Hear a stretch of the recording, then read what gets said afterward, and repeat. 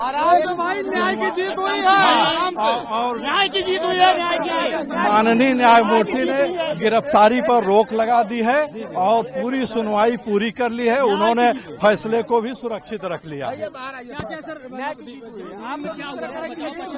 आप आए आगे बढ़े भैया, आप आगे बढ़े। नहीं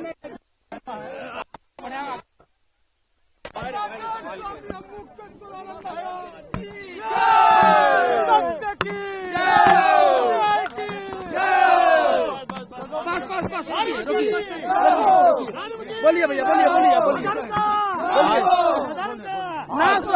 दोनों पक्षों की सुनवाई हुई, सभी पक्षों को सुना। आज कोर्ट में सुनवाई थी, क्या हुआ है? कोर्ट की सुनवाई में गिरफ्तारी पर माननीय न्यायालय ने रोक लगा दी है और उन्होंने फैसले को सुरक्षित रखा है। फैसले को सुरक्षित रखा है और गिरफ्तारी पर जो है वो रोक लगा दी। आप लोगों की तरफ से क्या कहा गया? बेसिकली हम लोगों की तरफ से यह कहा गया कि वो न तो हमारे स्कूल में कभी पढ़ता था, वो किसी हरदोई के स्कूल का उन्होंने सर्टिफिकेट प्रस्तुत किया है। उनका ही सर्टिफिकेट उनकी बात को झूठा साबित करता है। वो कहते हैं कि कभी निकल के बाहर जाते नहीं थे और उनकी ही बात झूठी साबित होती है कि उन्होंने खुद ही बयान दिया है कि 14 से 17 जनवरी के बीच में हमारे पास कई बार आए और जब वो हमारे छात्रावास में नरसिंहपुर में था तो संस्थागत छात्र के रूप में वो कैसे हरदोई में पढ़ रहे थे। ये सभी चीजें और बातें झूठी हैं और जो भी आरोप लगाया गया है वो निराधार झूठा है। और उनकी जो है हिस्ट्री सीटर जो हैं आशुतोष ब्रह्मचारी जो हैं उनके द्वारा जो है ये सब लगाया गया आरोप है। इसलिए जो है वो ये विश्वास करने के योग्य नहीं है। जो व्यक्ति जो है वो इनामी है 25,000 के, उन्होंने ये सब आरोप लगाया है। और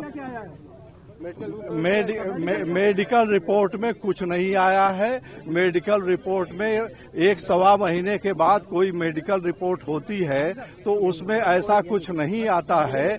और वहाँ पर जो इंक्वायरी रिपोर्ट है उसमें लिखा है जो प्रचार दुष्प्रचार किया जाता है वहाँ बच्चों ने ये नहीं कहा है कि उनके साथ जो है वो कोई अन्य प्रकार से कृत्य हुआ है। उन्होंने कहा है कि उनके माने मुंह के पास जो है वो अशोभनीय कार्य हो स्पर्श किया गया तो उसको जो है हम लोगों ने ये कहा कि अगर ये सही भी मान लिया जाए तो मेडिकल में इसकी क्या रिपोर्ट आई।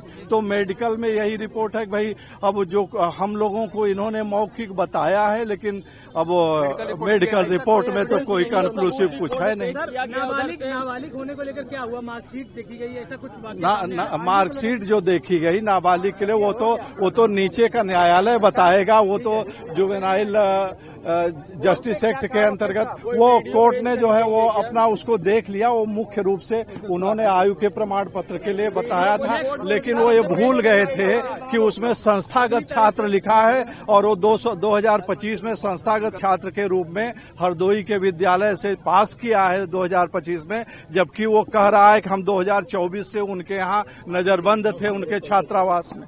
तो ये अविश्वसनीय घटनाएं, परस्पर विरोधी। हमसे जुड़े रहने के लिए हमारे YouTube चैनल को सब्सक्राइब करें और नई वीडियो की नोटिफिकेशन के लिए बेल आइकॉन को दबाएं।